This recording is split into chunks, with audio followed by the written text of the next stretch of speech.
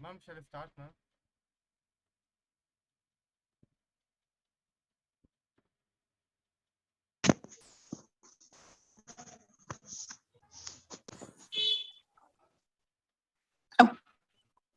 Yes, ma'am. Am I audible, ma'am?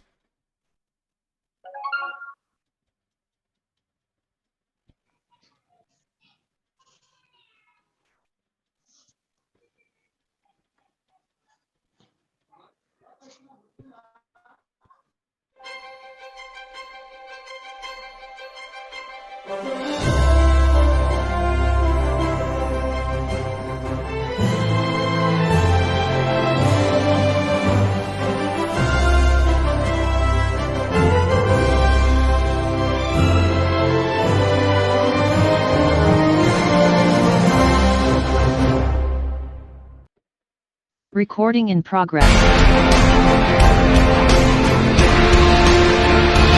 Satyabama Institute of Science and Technology, deemed to be University, Chennai.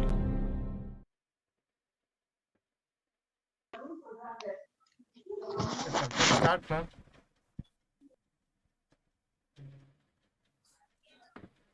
Yeah, good evening, everyone. So, Good evening, brother. Good evening, ma'am. yeah, good evening. Good evening, ma'am. Good evening. So, we are here today to attend this 6 days workshop on boot camp. Good evening, brother. You can stay mute.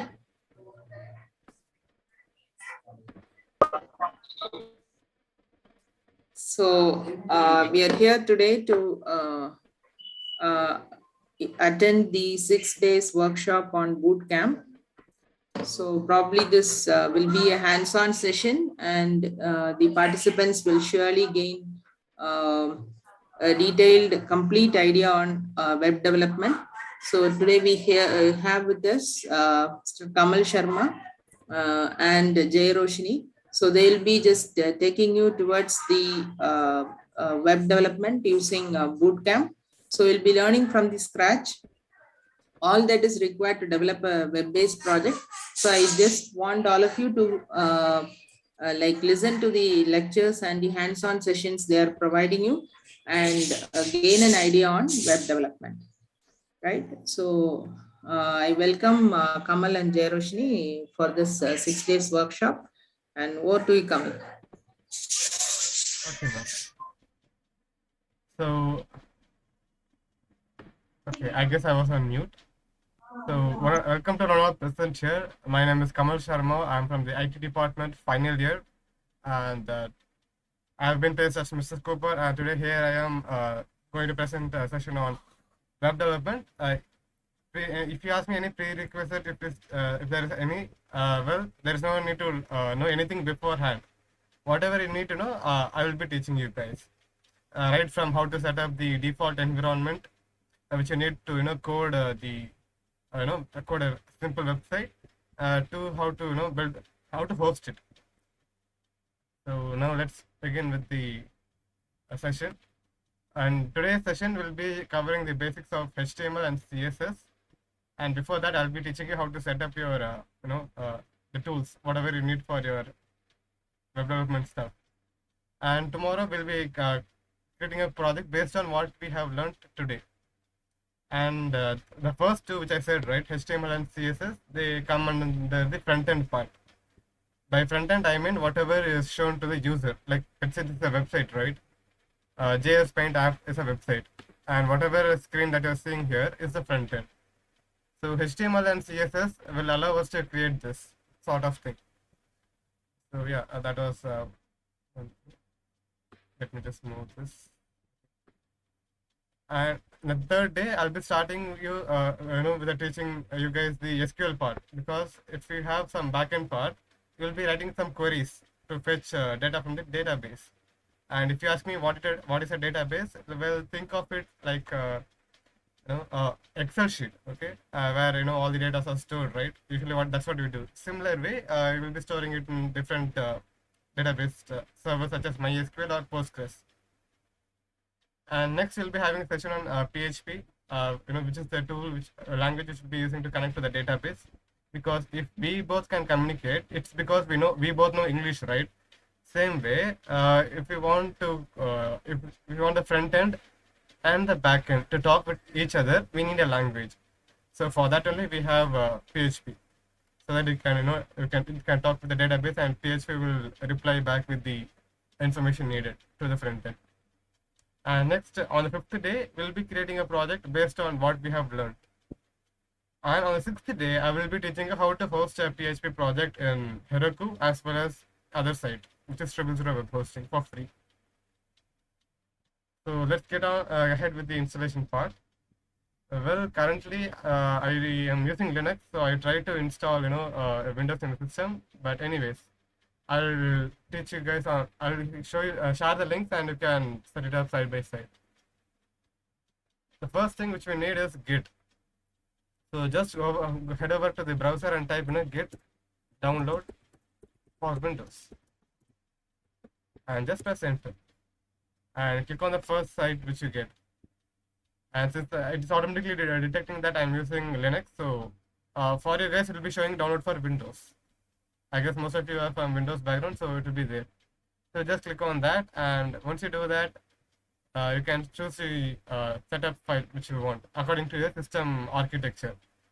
Most of us in today's age will be having a 64-bit architecture, operating system. But if not, you can select the relevant type and download it.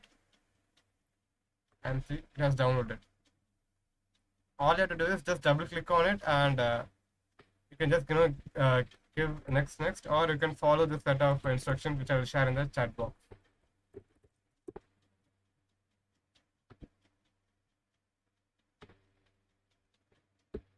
This is a documentation which I prepared so that you can install Git in your system. I'll share this in the chat box so you can refer to it.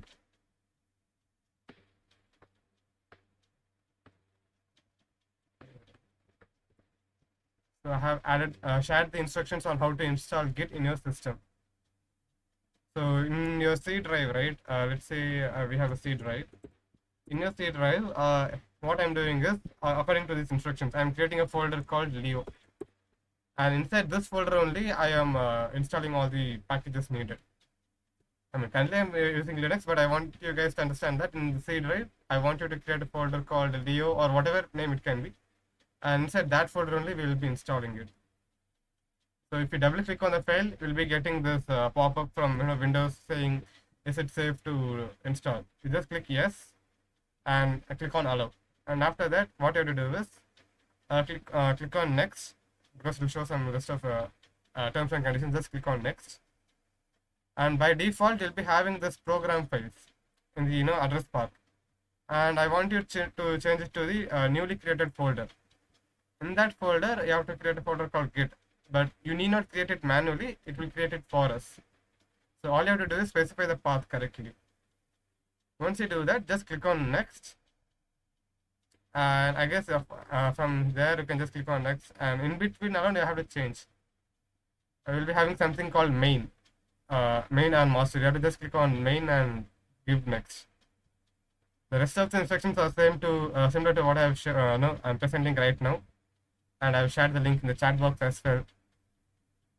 So yeah, this is one tool which we need.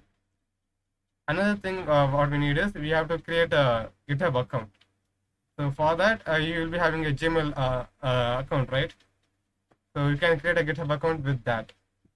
So you might wonder, like, I'm learning web development, so why should I create an account in GitHub? Well, since most of you are here from CSE and IT, having a GitHub profile is a must. If you are looking for product-based companies and in the role of a developer, you need a GitHub account so that you can collaborate with many people at the same time on a single project. So I can also show you how to create a GitHub account. So I'll just open Chrome. Just add a new. Okay, I should have logged in. Anyways, I'll just log in now.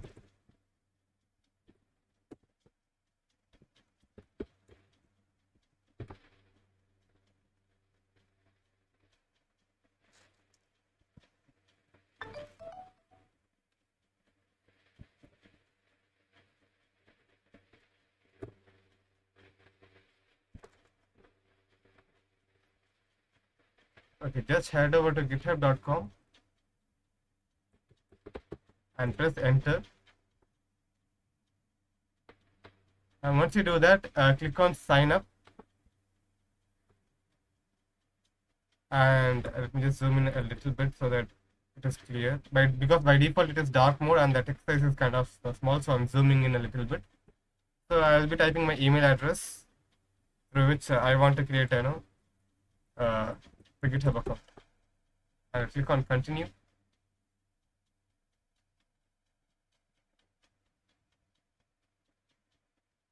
I'll click on continue.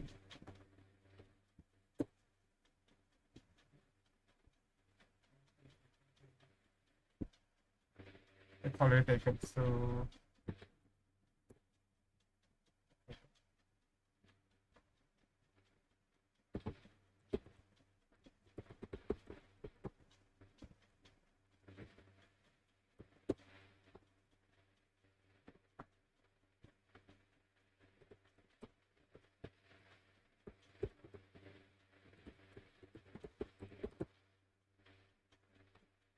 I have to create a password.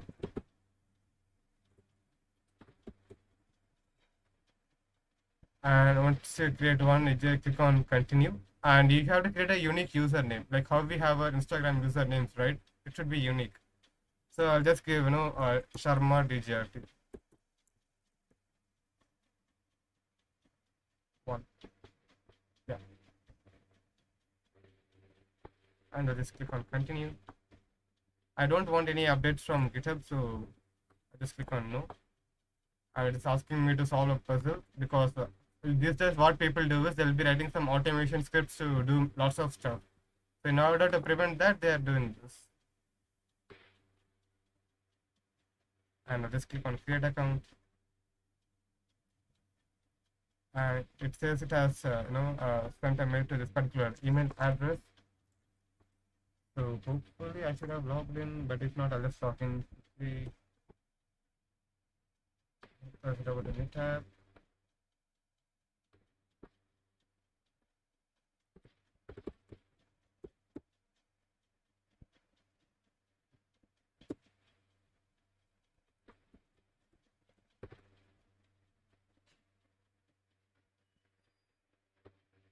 I'll go to my mail because it has said that in that particular email address they have shared a code.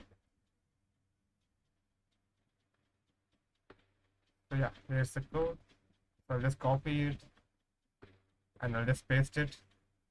And once it's done, it will ask me like who will be using your GitHub account. Well, it will be just me, so I'll just click on just me. And since I'm a student, I'm clicking on student, and I'll click on continue. Since I'll be collaborating with lots of people, so I'll just click on collaborative coding. The rest and maybe project management. It's up to you. You are free to choose whatever you want, and I just click on continue. As a beginner, just free plan is more than enough, so I'll just click on continue for free.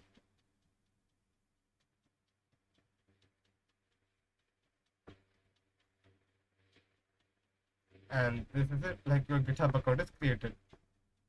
Next, what you have to do is you have to configure Git and GitHub in your system. So what you have to do is you have to open a command prompt in your Microsoft Windows and type, I'll be sharing this in the chat box. So before that, I'll just type in the Sublime Text. Zoom in a little bit. What you have to do is you have to type git space config space -- global. Like after you install Git, you have to do this. User.name. This will be your username in GitHub. My username in GitHub is Sharma DGRT1. As you can see over here, and if I click on my profile, you can see that my username is Sharma DGRT1. So before executing, I'm just typing it so that it will be easy for me. Just copy it.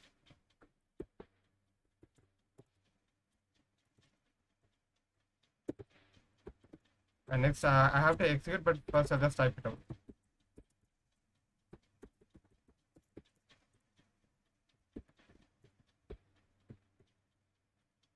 For all this, I'll just remove.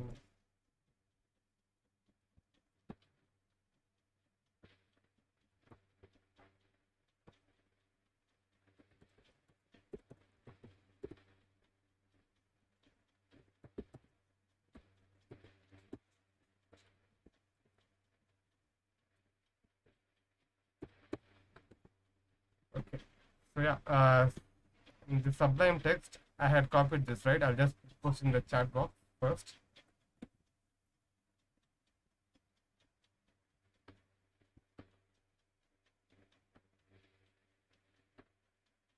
I have a question like, can we use Visual Studio Code? Yes, we can use, but to use that you need Git. So that's why we are doing this. So I'll just copy the first line till the name part, and in the terminal I'll just zoom in a little bit. I hope this is clear. So I'll just paste it. And since my username is Sharma DGRT1, I'll just type it and I'll press enter. Same way, I have to configure the email address. I'll copy it, I will paste it, and I'll be providing the email address which I gave to create my GitHub account. So to create this new GitHub account, what I had done was I had given this email address, so I'll be giving that.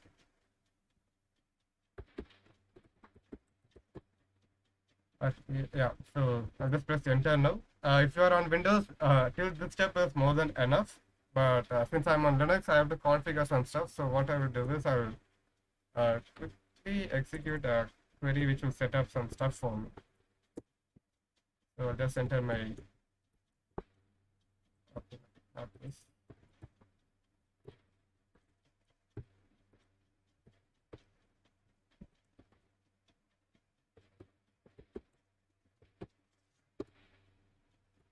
Just for Linux users. I'll just press enter. I'll just copy this. No, and I'll just press enter. Next, what I'll do is I'll go to my GitHub profile. This is just for Linux users. Like whoever is the Linux users in this particular meeting, you can follow this. Go to your settings and click on the FFS and GPG keys and click on new FFS key. Paste it. I'll just give that Git session.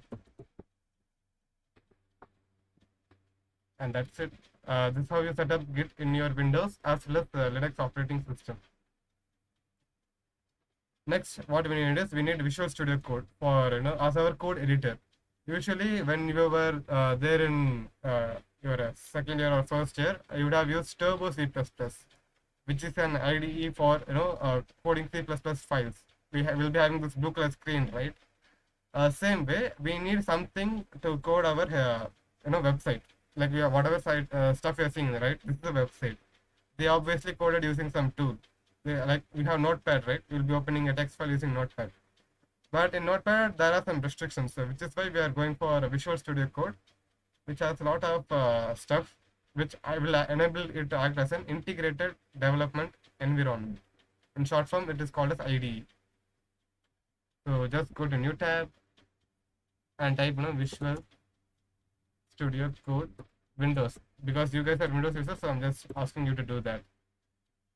And just click on download the first link or whatever it is, and click on download for Windows, and it will automatically start downloading it. And once it has downloaded, it can follow the steps which I'm sharing in the chat box to install it in your system. Yeah, I have added the instructions, so I've shared the instructions in the chat box, and you can follow that to install the Visual Studio Code in your system. Bro, this meeting recording will be shared with participants. Okay, if you have already downloaded, well then fine. If not, you can follow this. And regarding the meeting recording, well, it will be shared through mail to the participants who have entered the feedback form. Only for them, not for everyone who has registered. So whoever enters the feedback form, only they will be getting the recording link.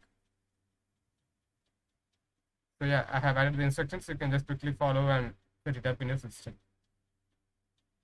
If you have any doubt at this part, put it in your chat box so that I can rectify, help you out with that.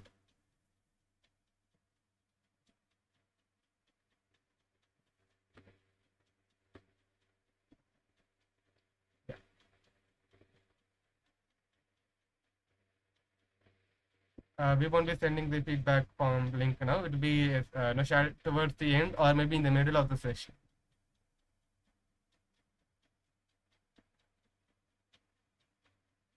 Yeah, that is I have shared, right? I shared the command above, right?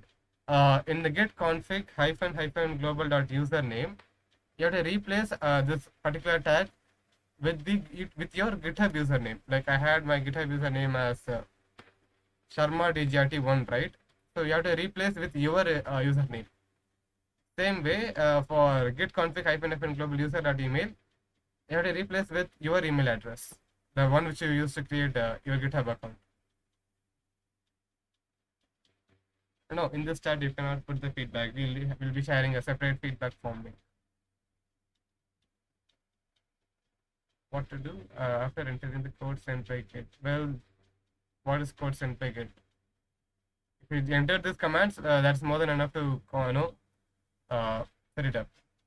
If you are coding, downloading Git is compulsory. Well, you are a CSE student, or if you have chosen coding, so having a knowledge of Git and GitHub is a must, if you ask me. And if you're looking for a developer role or product analyst role in the future, right? You should know Git and GitHub, because these are one of the basic tools which you'll be using on a day-by-day basis. So you should be knowing that. For that purpose only, we are just inculcating the habit now itself at the starting.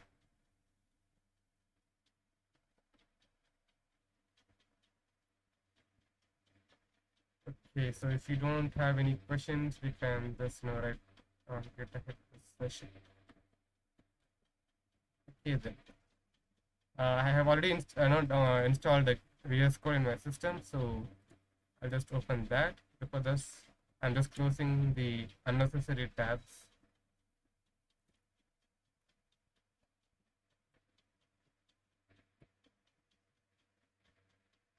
Okay. Thanks for the confirmation, Lohit.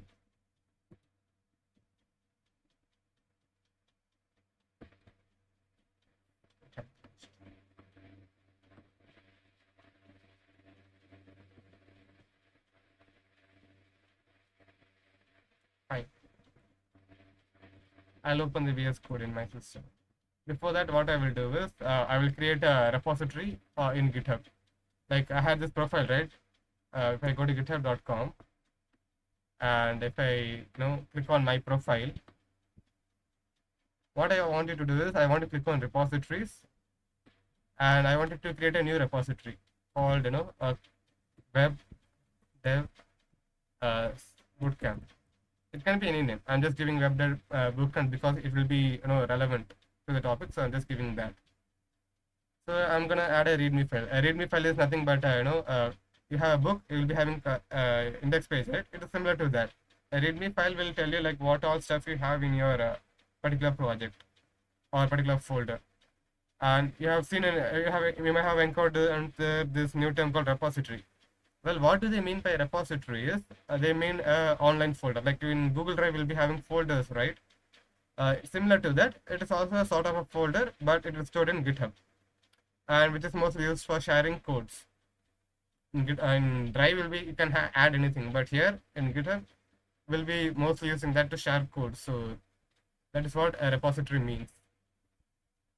And each folder will be having a name, right? So similarly, that's how we are getting the repository name. So I'll just click on license.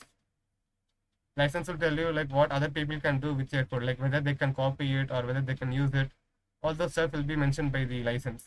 I'm choosing MIT license because it is one of the open source license, and I like open source, so I'm choosing MIT license. Okay, you may or may not know what open source is, but in simpler terms, open source is something which let's say you have an application. For that application, if the code is available online, then that particular application is called an open source application. Example is VLC. Everybody might have used a VLC media player to play videos or songs. Well, that application is open source. If I just go to new tab and type VLC source code, I can get it because it is open sourced. So that is what open source means. So I'll just click on new repository. So I have this folder in my GitHub account.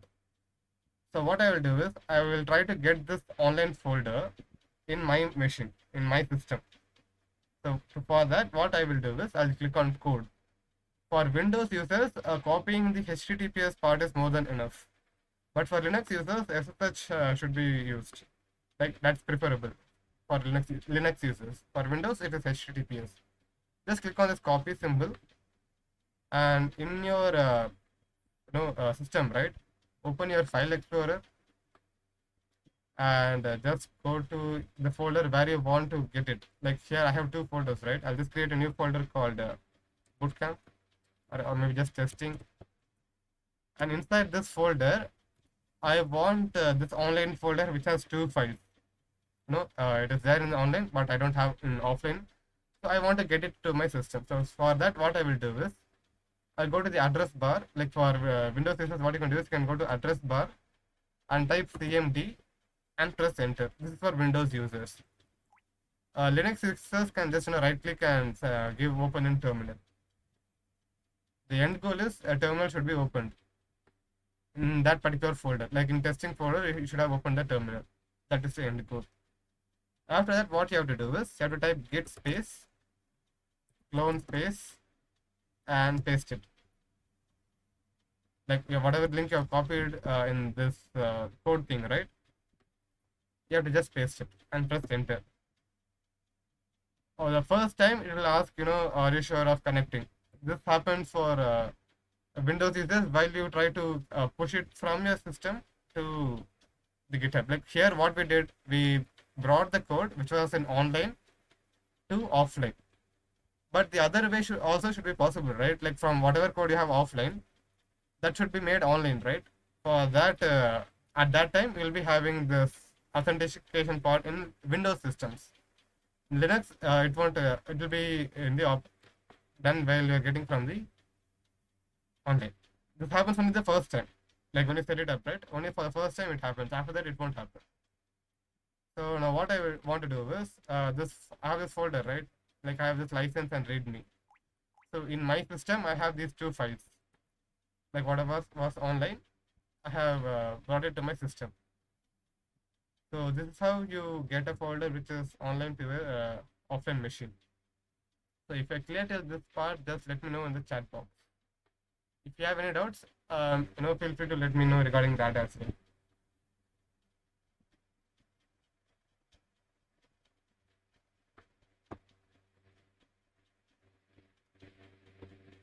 After completing the terminal, can we close it? Yes, after you clone it, you can close it, Charan. Can you explain from the beginning? I joined late. Well, we just saw how to create a GitHub account and how to set it up in your system and how to clone a repository. Tejashri, okay, can you share the of what and what we are going to do? Yes, whoever will fill the feedback form for the attendance, they'll be getting the recording link and all the materials which were used in today's session. Yeah, can you please say once again how to clone a repository? Okay, so to clone a repository, what you have to do is you have to type git space clone space. Let us move this tab off to the side and that particular URL. To get that URL, what you have to do is just click on code. Okay, what to do after copying HTTPS? Yeah, you'll be copying this, right? Windows users will be copying HTTPS. Linux users will be copying SSH. After you copy, what you have to do is just paste it. Like I'll just show you the terminal also. Just go one step back. I'll open terminal over here. All you have to do is just type git space. I'll zoom in a little bit. Clone space, and I'll just paste it and press enter. You have to type. I'll share this command in the chat box as well. In the URL, replace with the URL which I have created in your account.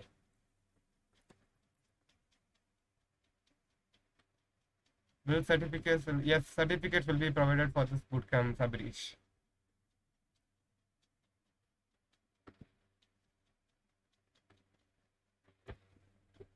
Yeah, this is the syntax to clone a repository. I hope till this everyone is clear with it. Yeah, so I'll go to the next part. So once we have cloned, what you have to do is this folder you have right in your system. So that folder you have to open it using Visual Studio Code. We have this folder. We have this folder in the online mode also. So I'll just open my VS Code or the Visual Studio Code.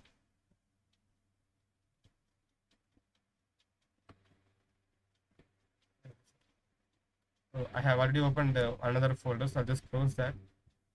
Click on File, click on Open Folder, and go to the location where you have cloned the folder. So I had cloned the folder inside Documents, inside Testing, and this is the cloned folder. So just select the folder and click OK. And it might ask, do you trust this? Since I am the one who cloned it, of course I trust myself. So I just click on yes. So yeah, so we have opened the folder in our VS Code, and we have the same files, whatever was there in GitHub, right? Like if I go to my profile, we have this repository, and whatever repository was there, and if I see the content, this content, like whatever is over here, and whatever is in my VS Code, it is the same. It is one and the same because it has got the exact copy of whatever we have in online mode to our machine. Now let's get started with the example part. So today's topic is HTML and CSS, right? So usually, what you do is you'll be creating a file. For example, in Python, you'll be creating a file called some name test.py, and you'll be writing some code, and just type hello, and you'll be executing it using the terminal like Python space, the file name, just.py, and you'll be getting the output. This is how you usually execute your programming files related programs. But HTML stuff, we will not be executing in that way.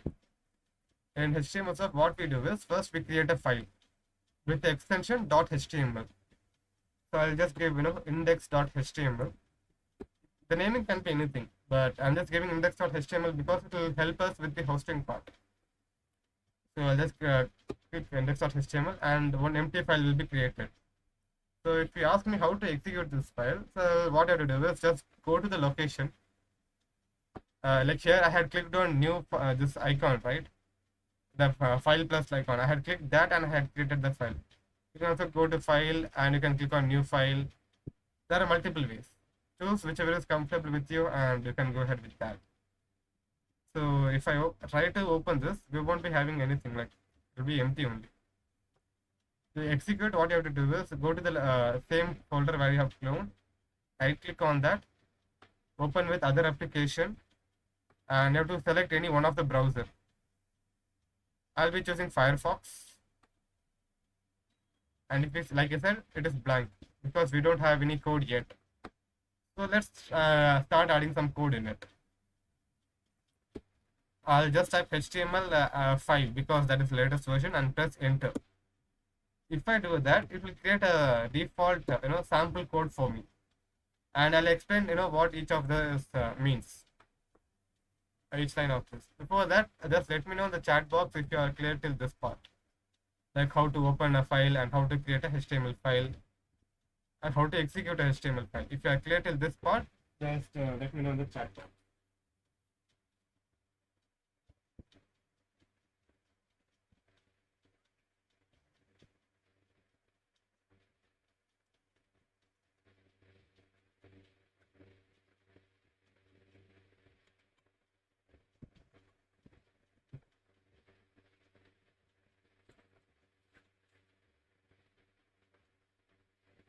Okay, thank you for the confirmation, Bogesh, Tejashree, Lohit, and Veronica. Okay, so we'll get going with the presentation part. So it created a default code. So what each line means, that I'll explain now. Well, the first line which is there, it will explain what type of document it is. This particular syntax will let it know that this is an HTML file. That it's what it means. Like it's a declaration of a document type. And if you notice, we have this title tag, right? And we have another tag with slash title. So same way, if you notice over here, we have this body tag. And like okay, I have used a new word called tag. So tags are nothing but some syntax which will help the browsers to know what they have to do with it. Because the browsers understand only HTML, so each tag will have a specific meaning. Like in how in Python, if you give print, it knows that it has to print some stuff, right? In a similar way, each tag in HTML has a meaning. So it knows what it has to do when particular tag is met. Whatever is there within angular brackets, that is a tag in HTML. So HTML uses markup language, which the browser understands. Okay, so that is what doc type HTML means, and it can be in smaller type, or even in mixed type.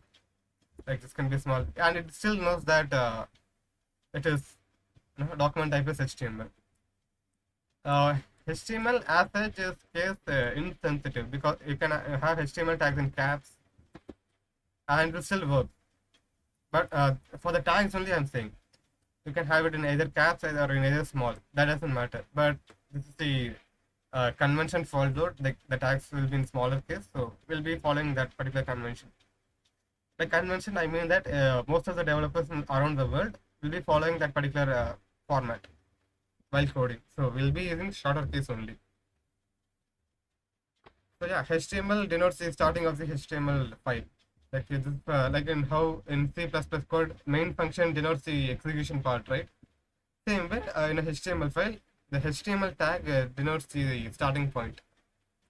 And in that, we have something called lang, right? This is nothing but an attribute. Like this is what they call as an attribute. And attribute are some things that will give some property to it. For example, if you have a car, you can say one of its property is tires. Like car will have tires, right? So that is one of its property. In a similar way, this particular tag has a property called lang, which will denote the language of the web page, which we are which of the default web page. And en means English, which is the short form.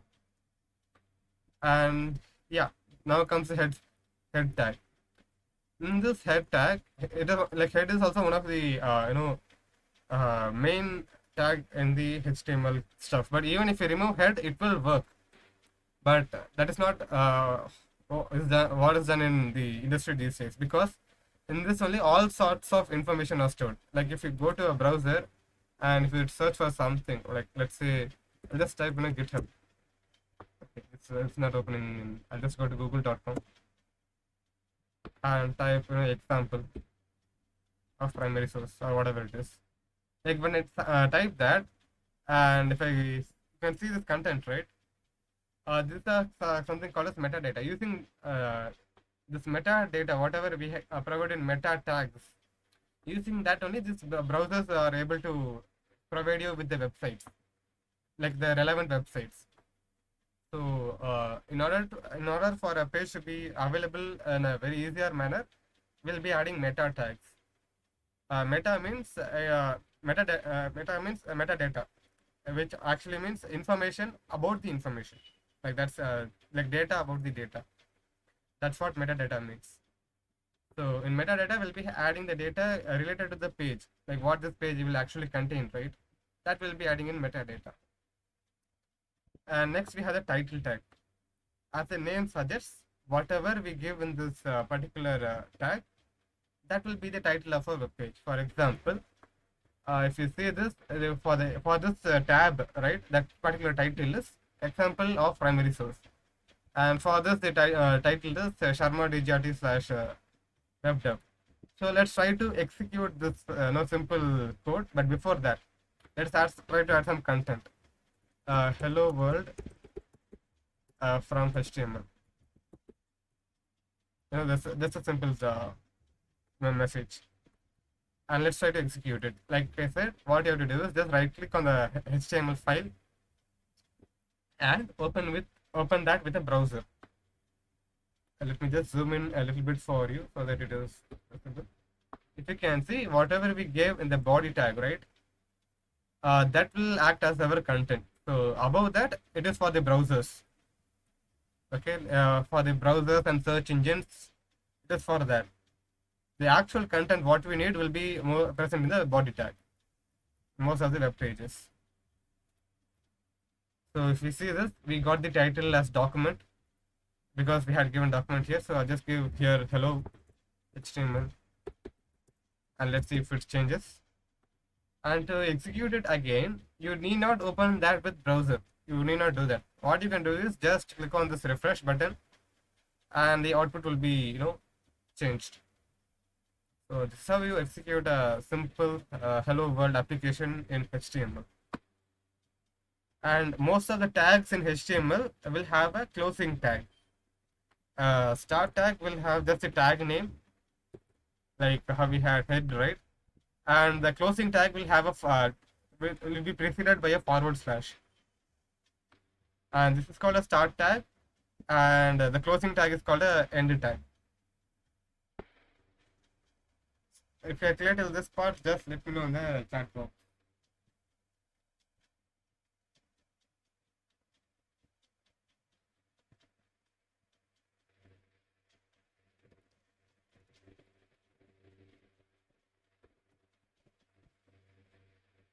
Okay. Awesome. Thank you for the confirmation, Tejashri and Saranya and Lohit. We'll get on with the next part. So yeah, let's try. We have just created a simple content, right? So let's try to add some content in it. So we'll explore a different tags in that way. So next tag, what we have is the paragraph tag, which is used to create paragraphs in our HTML content. So let me give lorem, and it will just provide me with some default content. So yeah, some default content. And let's see if we are able to get this in our browser. Let me just refresh the page. And if you can see, it has created a paragraph and just done that part. But what happens if we create another paragraph tag? I'll just copy it. I'll just paste it. Maybe some larger content.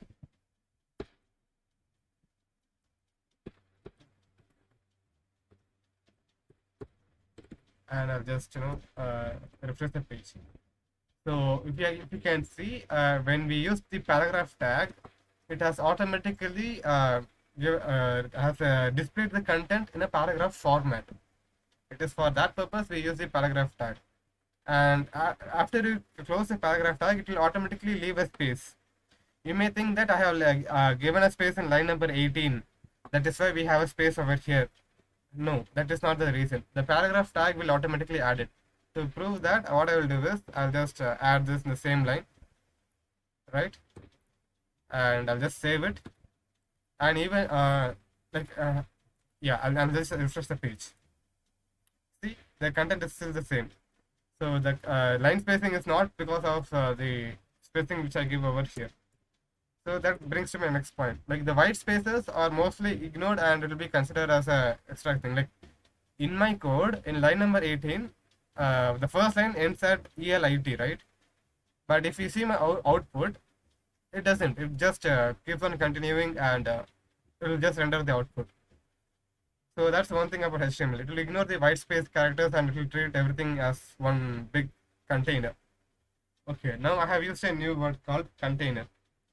Well, a container is nothing but the tags, right? The starting tag, the content, and the closing tag. All these three together will form a container, a HTML container or HTML element. I hope like to this clear with it. And yeah, so we'll explore some another tab. But instead of having some random content, let's have some meaningful content. I'll just remove this and I'll just write about myself, like Amal is a student from the final year IT department. He likes coding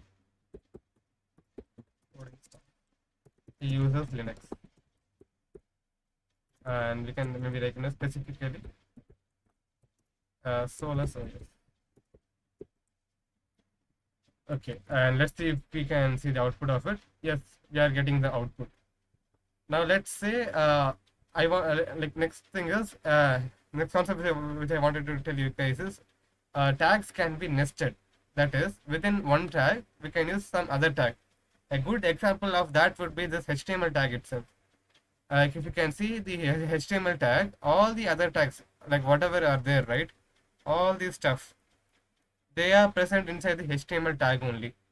So which means that all HTML tags are can be nested. Like within one tag, we can have another tag, and that is what we are doing here also, right? Like within HTML tag, we have the head tag as well as the body tag. So which proves that HTML tags can be nested. Now let's see how to make a text bold. So to make a text bold, what we can do is we can use the tag called b tag, and whatever you enclose within the starting b tag and the closing b tag, right? That will be that will appear bolder. So let me just refresh the page, and if you can see, when compared to the first line, the second line is bolder. So this is how you make the text bold. Now let's see how to make text, or whatever content it is, into italics format. So for that, the tag, like you have guessed, the tag is I. I means for italics. So within the whatever content you want to make it italics, you have to add the starting tag and the closing tag within that particular content. So yeah, if I go to the out browser and refresh, like whatever content is there between the I tag is in italic format. So now let's see the next formatting called, which is the underline tag. So I'll underline this particular, the final year IT department. As you have guessed, the tag is U tag, and I'll enclose this particular content in U tag. So let me go to the browser and refresh, and it has underline. And if you ask me, should we use only I tag or B tag to bold text? No, we have several ways to do that. We also have the EM tag, which will also make the text in italic format. I'll just enclose the coding stuff in EM, and if I go to the browser and refresh, coding tag is in italic format. And in a similar way, if I go to this and type strong, right? Strong is a tag.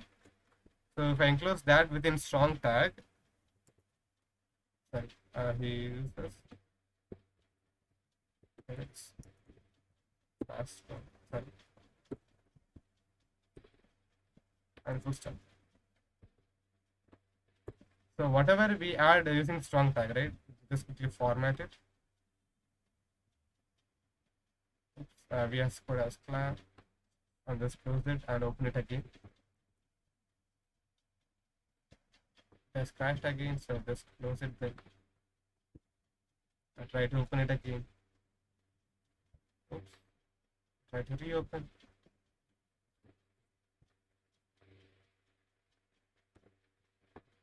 Okay, this is interesting. I'll do one thing. I'll open the monitor. Yeah, RAM usage is high.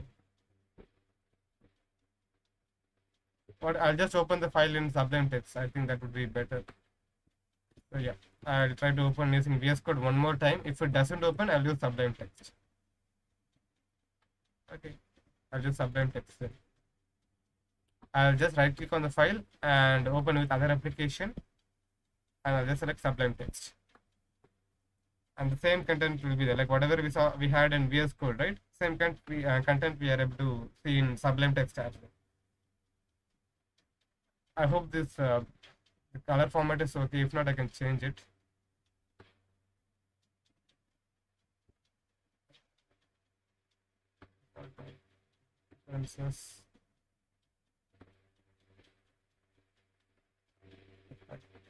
I'll just have it with the default image itself. So yeah, so now if you can ask me, like, what is the difference between the I tags and the EM tags, because both are making the content in initialized format. And in a similar way, The B tag and the strong tag are making the content bold. So what is the difference between them? Well, B tag and I tag are used only for the styling purposes, and strong tag and EM tag are, they have some special meaning, uh, which will make the browsers make which will make inform the browsers that whatever content is there in these tags, they are very much important. So you have to assign greater importance to that particular tags, like the strong tag and EM tag. So that is the difference between the I tags, like I and EM, and strong and B. So I hope this you guys are clear with it. Next, we will try to go with the heading. Like usually, whenever we have a paragraph, we'll be adding a heading, right? So to create a heading, we have 6 different tags, starting from H1 to H6. Like I'll just close this tag. Like dot dot dot. We have till H6. Like H1, H2, H3. Like that till that we have till H6. And the H1 tag will have the highest font size. Like if I can see the output, if you want to be specific about the size, it will be around 32 pixels. I'll just give hello, or this is H1 tag or heading 1. I'll just copy it and paste it. Heading 2. Heading 3. Just remove this dot dot dot. I'll just go directly for heading 6. And I'll just save it. I'll go to the browser. I'll refresh it. As you can see, the H1 will have the highest font size with the 32 pixels. H2 will have 24 pixels, and H3 has 19 pixels. So, but the only main, like, you need not memorize these pixels. Like these stuff nobody will ask, but just understand that H1 will have the highest font size, and gradually the size will decrease. That is a key takeaway from the heading tag. So if you are clear till this part, just let me know in the chat box.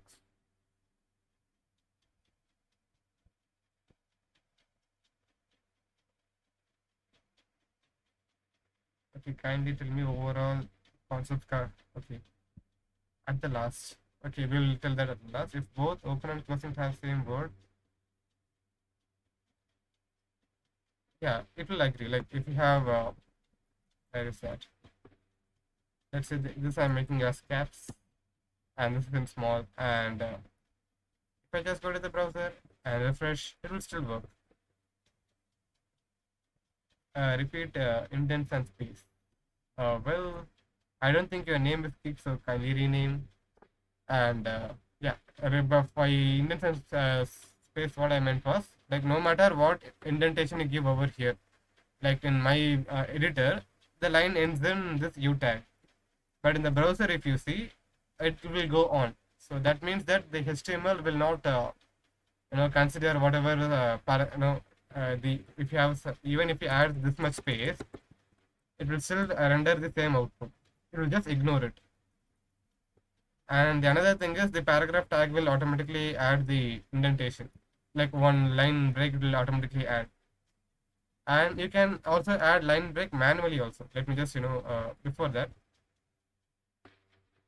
I'll just remove this heading tags and make it small, because that is the convention. So I'll just have in small format about Kamal. So this is one heading, and let's say I'm creating another heading with H2 tag. Languages, Kamal knows. Just another heading. Okay, it can be anything. Just for example sake, I'm doing this.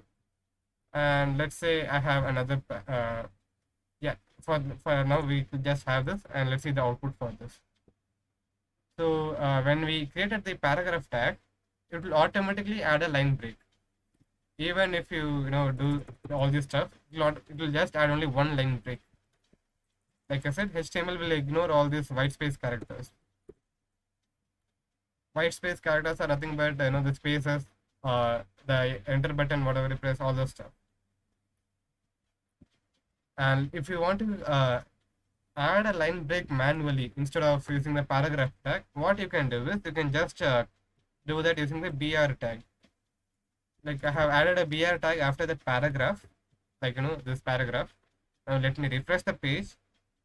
If you can see, it has added one line break. And if you noticed, the BR tag doesn't have a closing tag. So such tags which don't have any closing tags are called empty tags. For example, even the starting tag, right? This document type, even that is an empty tag. Even so, in the similar way, this BR tag is also an empty tag because it does not have a closing tag. So that is the reason. So I hope you guys are clear to this part. And then I'll go to the next topic, and after that we can other confirmation. Next we have the attributes. Like I already brushed up on that. Like I said, right? Properties are nothing but the properties. Property name, and it will have a property value. Like most of the tags which we have, from in the body tag, we don't have any attributes, right? But we can add attributes to all the tags whatever we have. But we have not added. But we can add. Like how we have done above, right? Same way you can do here also. So let's try to do something here. Like let's try to add one attribute called color. Like this is actually depreciated. Like in latest version of HTML5, we shouldn't use this. Instead of that, we should use the style attribute. But for simplicity purposes, I'm just giving the color attribute. And for that, I'm giving the color as red. I'm saving it. The color is the attribute name, and red is the attribute value, or the property name or property value, whatever you call it. Let me just refresh it. Like I said, it is depreciated, so it is not working. Fine. So we'll use the style tag. We'll use this attribute called style, and we'll give equals color. I'll give us red, and I'll give us semicolon. So this is the value. This entire thing is the value, and this is the attribute name. The style is the attribute name. Let me save. Let me refresh, and if you can see, the color has changed. So this is how you add attributes to a particular HTML tag. You can add any attribute to any tag. To know like what kind of attribute you can add to what kind of tag, you can just simply Google. Like Google is a best friend, man. Like if you want to know what are the tags you can use on paragraph tag, we just type like attributes that can be used in paragraph tag. As simple as that. And we'll just list out the specific stuff whatever you can add. You can add align, you can add color, all this stuff. We'll just get it add easily. All you have to do is just Google it. Okay. So yeah, we saw this attribute, right? So why I started this attribute part is when you go to a particular site, like if I click on this, I am redirected to a new page, right? Like if I click on Sharma DGRT, I'll be redirected to the profile page. And similar way, if you click on this particular box, I'll be redirected to some other page. If I click on repository, I'm redirected to repositories. So how they do it is they do it using the help of attributes only. But in which tag? That's what counts. Like we create all this stuff, all this linking part using the anchor tag. And for the anchor tag, we will be using a tag. A tag is nothing but the anchor tag. The anchor tag has an attribute called href, which means hyperlink reference. Which will in this you can add any URL. Like let me just go to python.org. Like some URL. Like since I have given languages known, right? So I just wanted to link it. So click on Python. I'll just copy this particular URL. I'll just paste it. And like each tag, we should have a closing tag. But before that, since I have not added any content, right? So I'll just add the content. I'll add Python. and I'll just save it. I'll just add another comma and add another language. Java. I'll just copy this link. I'll add another anchor tag with href equals to that particular URL which I copied, and I'll add Java. Even though I have given a comma and I have given a new line, the output will be in the same line only, because like I said, HTML will ignore all these white space characters. If I go to the output page and if I refresh it, like I said, it is there in one line. Now if I click on this Python, you can see that this mouse cursor has changed, right? Like if I hover over it, the icon has changed, and if I click on it, the website is loaded in that same tab. Like since this hello HTML tab is there, right? If I click on Python, it is open in the same tab, and even for Java, it is opening in the same tab. But sometimes what happens, like when we open links in mail, right? It will open in a new tab. So let's see how to create a link so that whenever we click on it, it is opening in a new tab. To do that, we have another attribute in anchor tag called target. So target equals underscore blank.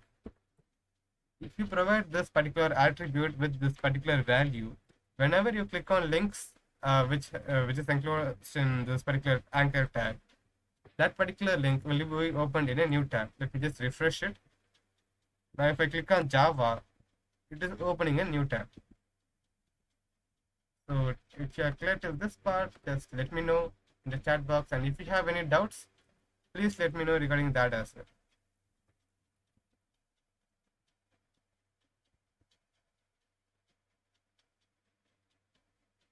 How to indent just before start of a paragraph, like in letter.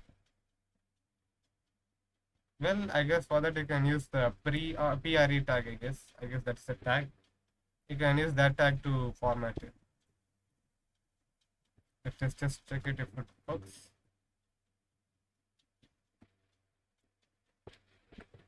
I hope so. That is a tag. See? That is how you indent. You do that using the pre tag. I just removed it. I'm just keeping it back to paragraph. Let's see if I have any other questions. PRE means, well, that's a very good question, and I guess prepend it. I guess, yeah, prepend only. Like before that particular paragraph, just prepend it. I mean, just one line. Well, you can add the white space characters as ampersand NBSP. Like you can use ampersand NBSP. Like usually, like I said, HTML will ignore these spaces, right?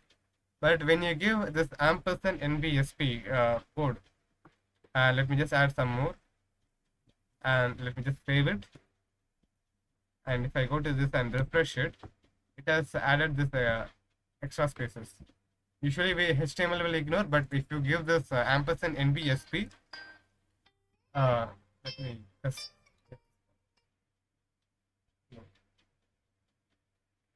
நான் அப்புறம் நானே கால் பண்ணுறேங்க tuition போயிட்டு okay நான் முடிச்சுட்டு நானே கால் பண்ணுறேன் okay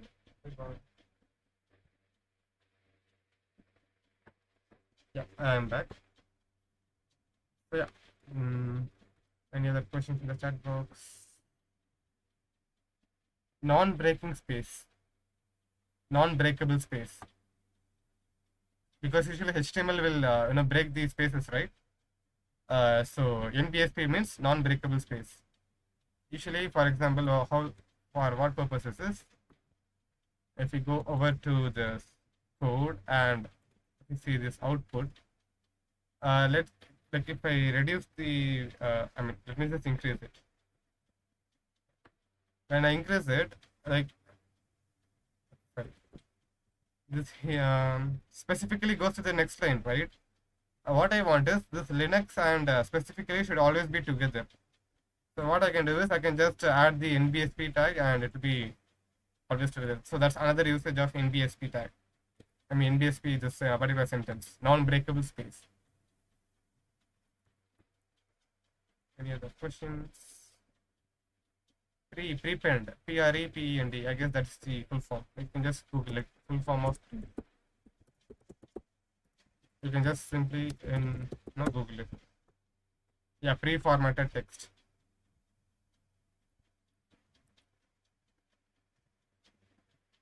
Can you explain meta tag? Okay. Well, meta tags are those tags which will provide some information about that particular website or particular web page. A web page means only one single HTML page. Like we have just this index.html, right? So this is only one web page. But let's say you have multiple pages, and let's say you have linked all these pages in the mailing file, right? Like using this href tag. So that's the next topic, like how to link another HTML page. So I'll be coming to that in the next topic immediately after I clear this doubts. Okay, I'll come to that point. Usually now, till now what we did was we had linked another external URL which was hosted.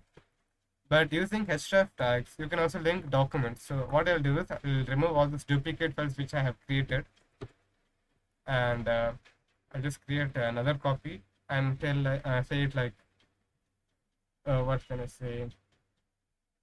Projects. Okay, just projects.html. And I'll open this particular. I have just copied the file, so obviously it will have the same content. So I'll be editing the content. Okay, so I'll change the title called to projects. Projects done. I'll remove this, and in h1 tag I'll just add projects done by Kamal. Just remove all this stuff. Kamal has done various projects in various languages, and I'll just remove this. Yeah, just a simple page. So in projects.html, all I have is this heading tag. I'll just change it to maybe blue. Yeah, I'll just change it to blue. And if I go to this if I want to see this output of a projects tab, I'm opening I'm opening it separately. But let's say I want to link this particular output. Like when I click on that href, it should show me the output of projects. So for that, what I will do is I'll go to my index.html, and I'll add another heading here. H3 projects, and I'll just close this. Click here to see the projects done. Just sample text. And now what I will do is we have this here, right? I will make this as a hyperlink content. So to do that, like I taught you before, you have to use the anchor tag, and in the anchor tag you have to use href give equal to. Usually we give the URL, right? But now what we will do is we'll give the file name, projects.html. So there are different ways to give the file name. Here I'm just giving straight away projects.html. There's a reason for that. The reason is Kamal, just a minute. Huh. I have shared the feedback link. So guys, try to fill it for your attendance purpose. and for also the certificate. Like whoever is filling on all the days, only they will be getting the certificate. So make sure to fill it.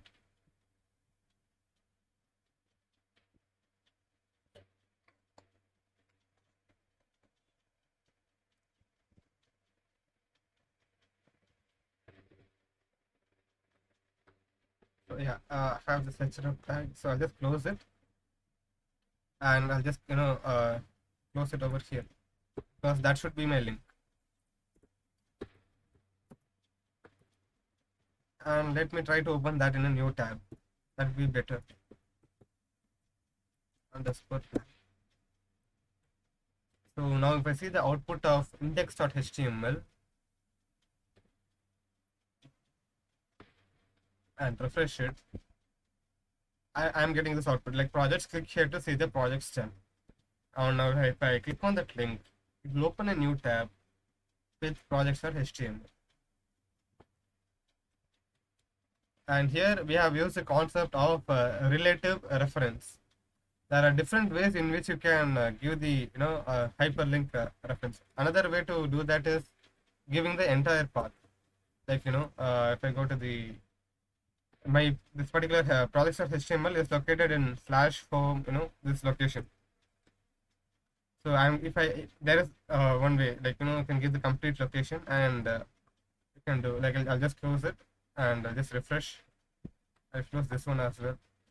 I'll close all the unnecessary tabs.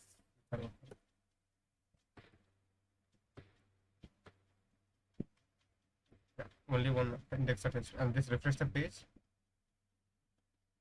See, if you can see the URL which is below, it is still able to open it, but you should not provide the this absolute path.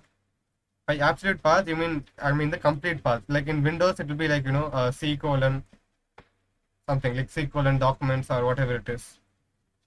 It will be like that. So you should not do in that particular format. There is a reason for that. Let's say you have hosted it in somewhere, in online mode. But in online mode, if you do that, when they click on that link, they will not be able to see the output, because whatever link you have given, it is there only in your system. And even if you host it, it will not execute the HTML code in your system. It will execute in the servers. Servers are nothing but virtual servers are nothing but another machine which has same stuff like in your system. Like it will have a hard disk, it will have an operating system, it will have packages installed, all the stuff will be there. Like server is nothing but another machine which is hosted online. So yeah, you should not use absolute path. That is one point. And let's say you like for example, if let's say I have created a folder called test. Like I'll just give some different name, folder 1. Okay, and let's say the projects.html is present inside folder 1. Now if I want to link this projects.html in my index.html, like if I refresh the page and click it, like it says this file is not found because we have not linked it correctly. So to link it correctly, what I will do is I'll just mention the folder name, which is folder 1 /, and now if I refresh and if I click, I'll be able to see the output. So if you can see the URL, it has folder 1 /projects.html. But now let's say from this page, I want to go back to this particular HTML page using by clicking a particular link. So for that, what I will do is I'll go to projects.html. Oh, is it not saved? Yeah, I have to close this. Since project.html is there inside folder 1, I'll just open it in Sublime Text. And what I will do is I just add click here. I'll just start with the anchor tag directly here to go to index page. And here what I will do is, since it is present in the previous folder, right, like folder 1 is here, one step back, which is web development folder, it is present inside that. So to go back one step, what you have to do is you have to type double dot, and then you have to give the /, and then you have to specify the file, and I'll save it, refresh this project run, and if I click on here, I'm able to go to the main page. So if you are clear till this part, let me know in the chat box. So far we have seen absolute path, we have seen a relative path, this dot thing which we did, and in index and .html we just mentioned the folder name, right? All this stuff comes under a relative path. Like with respect to index.html, where is the file? And in projects.html, what we did was, with respect to projects.html, where is the index file? Like, this is what a relative reference means. So, and this is how you link two different HTML pages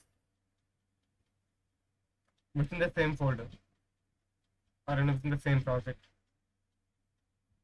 I'll see the chat box for questions if I have any.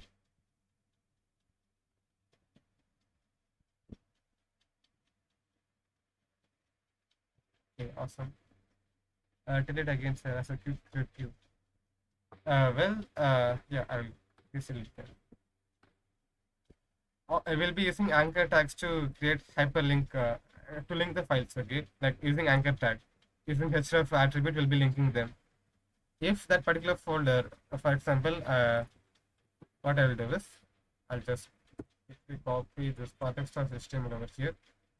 I'll give maybe project to something, a new file, and let's say I want to link project2.html from my index.html. Like from this page, I should be able to go to this page. Like for example, over here. Like from this page, I should be able to go to this page by clicking it. That is the condition. Like by clicking, you have to go. Like by clicking on some text, you have to go. So for that, what you have to do is, in your index.html, just in the hyperlink tag, I mean href attribute, just mention the file name, because the project2.html and index.html are present in the same folder. That is why all I have to do is I'll just specify the file name. If I click on this, refresh it and click here, if you see the URL below, right, it will have project2.html. And if you see the URL over here, here also we have project2.html. So this is how you link it if it is present in the same folder. If it is present in inside some other folder, you have to mention the folder name and the file name. And let's say from the folder inside the folder, if you want to link a file which is outside of it, then you will be using double dot and the file name. So that was the stuff, and I hope that cleared your doubt, Raghav. More anchor tag usages. Well, I guess you can. The bootcamp is nothing but some sort of session which will help you to kickstart on your journey in any given topic. Here we are teaching you about HTML so that you can get to know about how to start with it and how to work around with it. Like you can always change the stuff whatever was given over here and see how the output goes. We'll be giving you the code. Another way in which you can take the code is, like we have like previously what we did from GitHub, we had cloned like whatever was here, we got that into our system, right? Now what we will do is we will push whatever was in our system to GitHub. So we'll do that now. I'll just remove this project 2 maybe. No, let it be there. It will be as an example. So yeah, let it be there. So in the web development and in the folder which I have cloned, I'll just open that in terminal. And I'll just zoom in a little bit. I'll type git space status. This command will let us know if there is any changes that you have done in this particular folder. Which folder means this web-dev-bootcamp. This is the same folder that you have cloned from GitHub. Initially we had just 2 files. Now we have added around 2 to 3 files. So git status will show us that, like we had created a new folder and we have added some files. And like if you want whatever you have in your system to appear in your online repository, first what you have to do is you have to inform Git. What Git does is it will keep track of all the changes that you have done. So in order to save those changes, saving a file is different. Like usually how you save a file, you'll give Control S to save a file, right? Saving a file is different. Saving the changes is different. Both are two different things. You have saved the file now, but you have not saved the changes. To save the changes, what you have to do is first you have to inform Git that you have added the files. To inform that, all you have to do is git space add space dot. If you do this, Git knows that you have added some files. Like if I check the status now, it will show us. It will show that we have added some new files. And this alone is not enough for it to make it appear in the browser. There are still two more steps. Now you have to give a message. Like this message will act as a checkpoint. So I'll give a proper message like a session. What we saw before to hyperlinks, right? Added code till hyperlink. Like this is kind of a checkpoint. And you should always give some hyphen m. M means message. Git is a command name which you will get after you install Git in your system, and this is commit means which will which will actually save the changes. Like this is what actually saves the changes. So even after you save the changes, and if you refresh the page, it will still not appear. So to make it appear in GitHub, the last command which I have to do is git space push. And if you press enter, in Linux users, there is no issue. Like for the first time for the Windows users, what it will do is it will ask you to log in, and you have to just log in your GitHub account. That will happen only for the first time. I had told in the beginning, right? So this is what I meant. Like if you give git push for Windows users, it will ask you to log in if it is your first time. And if I go to the browser and if I refresh it, we're able to see the git files whatever we had in our system. Before ending our today's session, like we have GitHub, right? GitHub has a feature of hosting our pages. Like we saw the output in our own system, right? Like what if you want to show this output to some other person who is somewhere around the world? So at that time you cannot give the code because he may or may not understand the code. So at that time what you can do is you can just give a link. If he clicks that link, he can see the output. So to do that, you can use GitHub, like for static pages.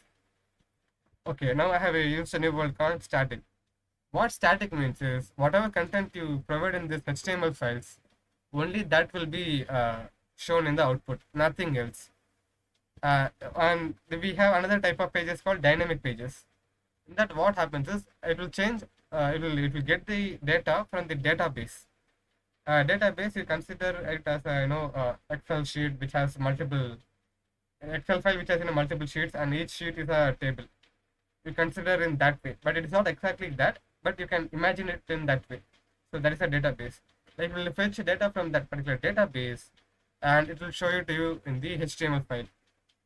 That is what the backend part of web development comes in. Today, whatever we saw is the front end part, this HTML part. So let's try to host this. Click on go to your repository. After that, go to settings. Just scroll down. You'll be having something called pages. Click on that. After you click on that, you have to select the source. In the source, you have to select this main branch. How we got the branches? Like while you created this repository, it will automatically create a branch. You have to select that because in that branch only we have the files, and just click on save. Once you have clicked on save, it will take some time to register your newly created project, and if you go to this particular URL, it is still registering it. Once it is registered, you can go to that particular this URL whichever it gives, right, and you can see the output. For now, what I will do is I'll copy this URL. I'll go to my repository, and to keep as a bookmark, what I will do is I'll add some description over here. HTML bootcamp, and for the website I'll just give this URL, and I'll just save it. I don't want releases packages, so I'll just save it.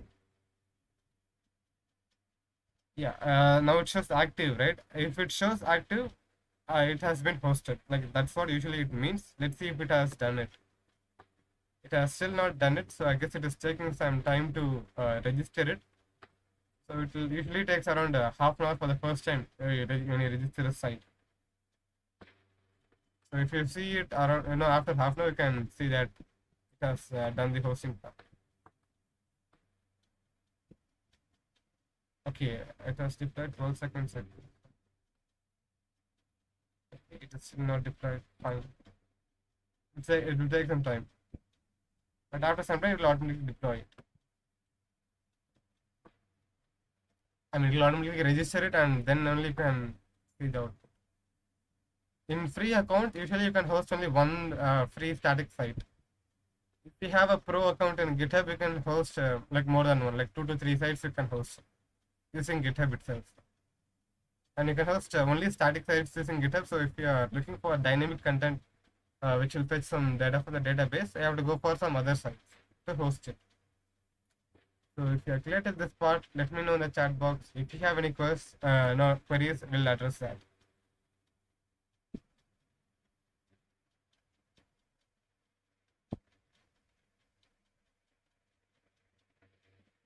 For pro account, any conditions required? Well, for pro account, what you can do is, since you are a student, you can apply for GitHub Student Developer Pack.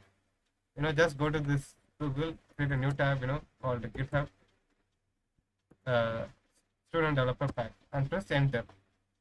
And just go ahead with that link and fill out your details. And they'll be asking your college ID card.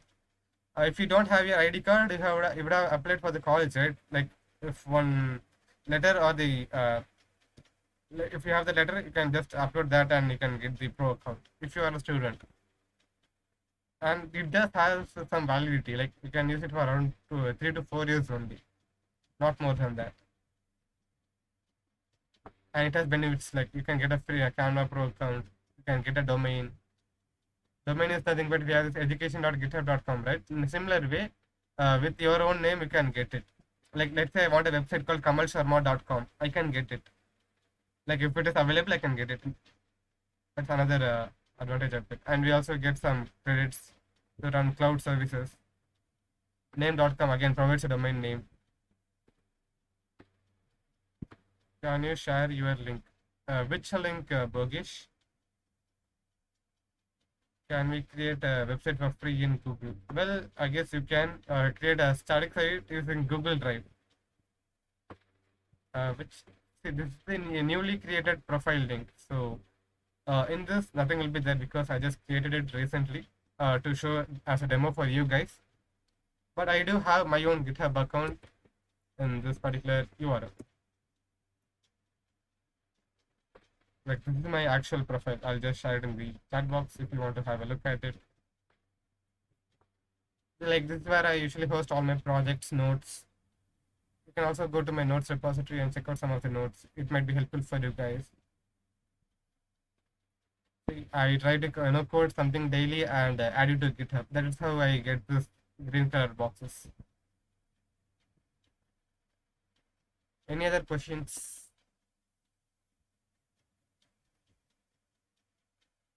I guess not. So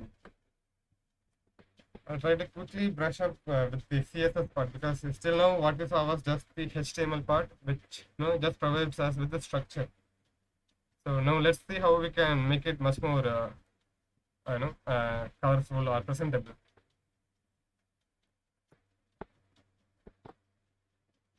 Now if I go to index.html, in h1 tag we had given a style attribute, right? And then we had given red. Well, that is one way in which you can this is nothing but adding a CSS component in one element. The element name is h1. So you can add CSS which is nothing but cascading style sheets. You can add CSS to a particular component in 3 different ways. So here what we did if you add a CSS component in that particular tag itself, then that type is called inline CSS, because you are adding that in that same line as that of the tag, so it is called inline CSS. So, and there is another way in which you can add the style part. So in that way is you have to go to the head tag. Inside the head tag, you have to create a tag called style, and usually it will automatically add that. And in that, what you can do is you can specify, like let's say I want to give the background of the body, right? Now it is now it is white, right? White now. So I want to make it to some other color. So let's say I want to change the color of the body. So whatever content is there inside, it is inside body only. So if I change the color of body, the entire content will change. So let's try to change that. I'll just specify the body tag, and I'll open a curly bracket, and I'll just press enter because we'll open it. And now I'm going to add a property called background hyphen color, and I'll just give it as maybe blue. No, I'll just give something like, I guess, each sky blue. I'll give sky blue. I'll just save the file. We go to the browser, refresh it. If you can see, the styling has been applied. Like, this was one way to do it. Another way was adding adding the file stuff in the style tag. You can add for the tags as well as the h1 elements. And let's say sometimes what we do is we'll be using the div tag. Like later on, we'll be using div tags, which will create a division, which is to group similar stuff into one thing. Like if you have this languages Kamal knows, right? This you can consider this as one part or one particular section. So for that, you can add it in a div tag. Like div is used to create sections, like different sections. And as usual, it will have a closing tag. So let's say I want to change the color of the content inside this particular div tag.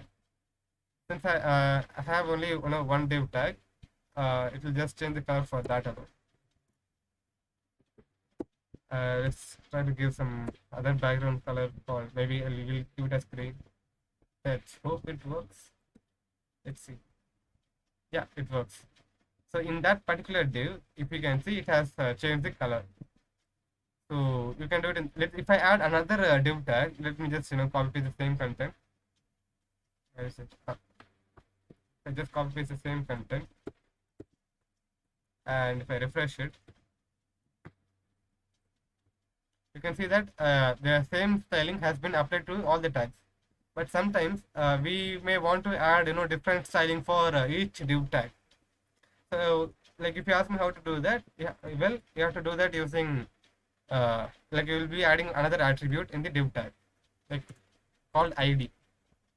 You can use ID to specify one particular element uniquely. And to specify ID, you have to use hashtag and the ID name. Let's give it as, I guess I'll just give it as language, just lang. I will just give ID equal to lang. And the style part, to apply styling for that particular ID with the lang thing, what I will do is, in the style thing I have to mention lang, and I'll open it. I'll change the background color to something else. I'll give yellow, and let me try to refresh. Hopefully it should change. Yes, it changes. So to one particular thing alone, it changes. And there's another way in which you can change the color using classes. Where is that? Yeah, I'll in this div I'll create a new class called I'll just give it as div1 or section 1. Like let this be the class name. It can be anything. Okay, there's no particular constraint on that. As usual, the class is an attribute and section is the attribute value for that particular div. So to add stylings to a particular class, what you can do is you have to do dot, then the class name, and as usual, you have to apply the stylings. It can be background color, it can be font, but for for the demo purposes, and changing only the color. What color shall we give? Let's give it as red, maybe. And if you go to the page and refresh, that's applied. So you might wonder, like, if you can apply styling using ID and styling using class. So like you may ask, like, what is the difference between them? Well, ID is used only for one particular element alone. Like for this particular div alone, if I want, I will be giving. And if I want to add the same styling for, like if I, let's say I want to add the same red color thing, what I have in the div 1 to div 2. So I need not, create another ID. What I can do is, I can just simply call, like, class equal to section 1. And now the same styling will be applied to the second div as well. So yeah, an ID is used to identify the element. Like it's only for one specific element. And class is for group of objects. So this is how you do the like whatever we did now, right? Using style tag. That is called internal CSS. Like as the name suggests, since we are just changing the content for one particular document inside the same file, like we are adding the styling in the same file, it is called as internal CSS. And we have the third type, which is called the external CSS. Let's say we have like in our project folder itself, we have index.html and project 2. But if I go to project 2 now, the background color is not there. And but for project 1, we have a background color of blue. Now if you want to give the same background color or maybe same styling to more than one file present in one folder, we'll be going for external CSS. To do that, what you have to do is, first we need to create a new file, but for that I'll give the file name as style.css. Like we'll just give relevant names. Just empty the content. So in that style.css, what you can do is, you can give that particular body tag, and you can give background type and color sky blue. Just by creating this file, the output will not change. Okay, so let me give some other color here. Like let me give greenish, or maybe we'll give lime green. Okay, if I go to the project 2, still it won't be applied. Even in project 1, it will not be applied because we have not informed which styling it should do. So to do that, we'll be linking it. And to link that, as the name suggests, we'll be using a link tag in the project 2, which is present inside folder 1. In the head section, I'll add a new tag called link. And it's like it has automatically filled it for me, like rel equal to style sheet, and text type equal to, this has automatically filled it for me. These are just attributes and style sheet, because we are adding a new style sheet, right? CSS, cascading style sheets. It is a sheet which has all the styling properties. So in the href part, like in the anchor tag, what we did, we mentioned another HTML file. But in the link tag, what we do is we'll mention the CSS file. So we'll give style.css. I'll save it. And if I go to project 2. File was it? Oh, it was projects.html. Okay. So I had modified this file. I'll just bring that file over here. In projects.html, we have this. Right click, open with Firefox. If you can see, the styling has applied. Like we had mentioned the styling in style.css, and whatever styling we had given in this has applied to projects.html. But now let's see the output of index.html. But in like previously, I had said like whatever we give in style.css, it should appear for the entire folder, like all the HTML pages. But in index.html, we still have not linked it. So now let's try to link it using the same. We'll link the same style sheet in index.html as well. So like before, what I will do is, after title tag, I am adding a link tag. Okay, link, and I'll just press enter. It will complete it for me. And in link tag, I am giving style.css. But still, the styling will not be applied. And I will tell you the reason why also. Because the precedence matters. Like you had mentioned the style sheet, But after mentioning the style sheet, he had changed the body color to sky blue. So like latest stuff, whatever is there, right? Only that will be reflected. Now if I comment it, right? Okay, I haven't taught you how to comment it. So to comment it, what we usually do is, we'll be adding, okay, since this was a style sheet, style tag, in that we will be commenting using this / star and closing / forward star. But for HTML stuff, let's say I want to comment all this stuff. Yeah, I'm getting a call. Just a minute.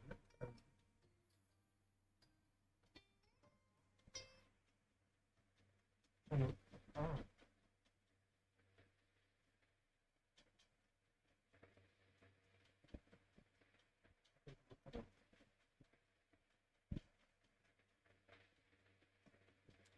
Okay.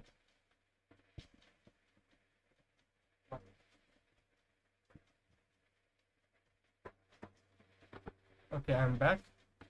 So let's say I want to comment this particular section. To do that, what I'll do is, you have to start with this, and you have to close it with this, like how we have a starting tag and a closing tag, right? You have to enclose it within this particular thing. Opening angular bracket, exclamation mark, double hyphen, and to close the comment, you have to do this. Now let's try to see the output of index.html. Now since I had commented the style property, and since I had commented the like I had previously 2 sections, right? Only one section will be there because I have commented it. So this is how you add CSS in 3 different ways. So like this is the basic for CSS. Like since it's already getting too late, I'll just answer the queries like whatever is there in the chat box, and we'll wind up for the day. Acha, don't worry, we'll be sharing the recording. Okay, what is the duration of the class? Well, this class is more like required, or well, to apply styling for group of elements, group of div tags or group of any style component, class is preferred. But if you want to apply styling for only one element, then ID is preferred. As we can create a new file name.css and do that. Yes, you can do that also. Like if you have like whatever name you give for the file name, right? Like I had given style.css, same name you have to give. Now I'll just quickly add whatever I have to. I'll just push it to GitHub. Git space add space dot to inform Git. Git space commit space -m to create a checkpoint. Added CSS topics. And git space push to push it to GitHub. And if I go to my GitHub profile and if I go to my repository, we can see that like whatever message I have given, it is appearing over here, and it is getting deployed. Like it says, it is active. But let's see if it works. Yeah. Now if we can see, it has deployed it. Like I said, it takes some time to deploy. Now it has deployed it. Like if you go to this particular URL, even you can see the output. Like I'll just drop the URL in the chat box.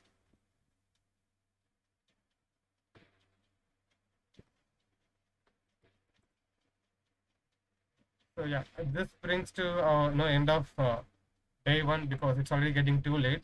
If you have any questions, feel free to message us in WhatsApp. We'll be answering them.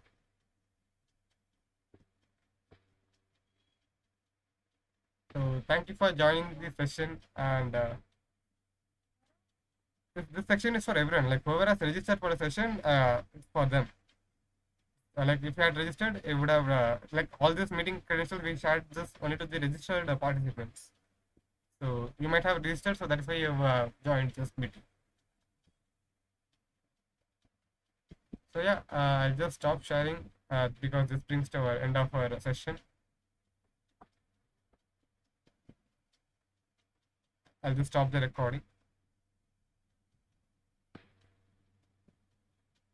Recording stopped. Yeah, I have stopped recording. Thank you for joining, guys. And tomorrow also, we'll be creating a small project, a small mini project with the concepts that we have learned today.